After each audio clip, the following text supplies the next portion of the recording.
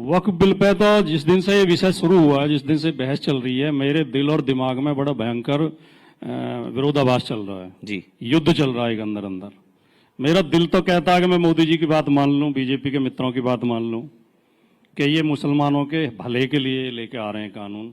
मुसलमानों से इन्हें बहुत प्रेम है, ये गरीब मुसलमानों की मदद करना चाहते हैं, गरीब महिलाओं की, बेवाओं की मदद करना चाहते हैं, ये वक्फ की आय बढ़ाना चाहते हैं, ये वक्फ को बहुत ऊंचाई तक ले जाना चाहते हैं।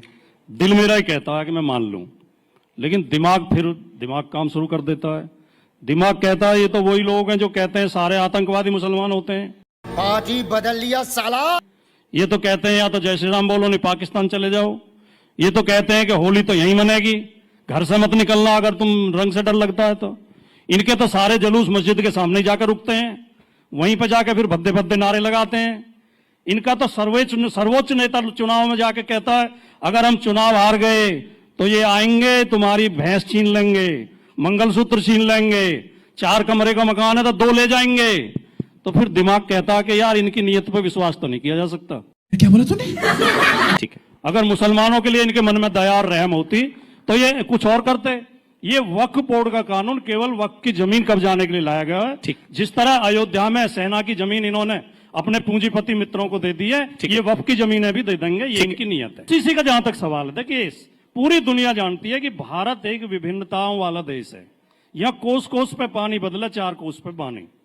यहाँ ऐसे लोग भी हैं जिनके 2 सगे भाइयों के बच्चों की आपस में शादी हो जाती है, एक भाई की बेटी एक भाई का बेटा।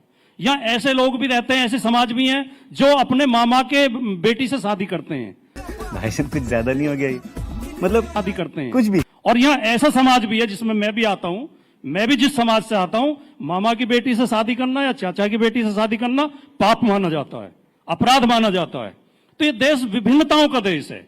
हमारे परिवारों में एक सगा भाई सनातनी होता है जो मूर्ति पूजा करता है, शिव जी की मूर्ति पर दूध चढ़ाता है। ठीक है। दूसरा भाई आर्य समाजी हो जाता है, वो मूर्ति पूजा को पाप मानता है, मूर्ति में लात मारता है। ये सब दोगलापन है। कैसे यूसीसी लाओगे? उन दोनों भाइयों में से कौन से की बात मानोगे? कोई बुत परस्ती करता है, कोई बुत सिकन है। अब देखिए, मैंने दोनों वक्ताओं को बहुत धैर्य से सुना और बीच में कोई नहीं बोलेगा। अभी इन्होंने क्या बोला कि यूसीसी आ जाएगा, एक बुत परस्ती करता है, एक जो है मूर्ति को नहीं मानता है। क्या पूजा पद्धति तय होती है यूसीसी से? अगर ऐसा है तो यूसीसी लाने वाले तो नेहरू जी और आंबेडकर जी थे संविधान में।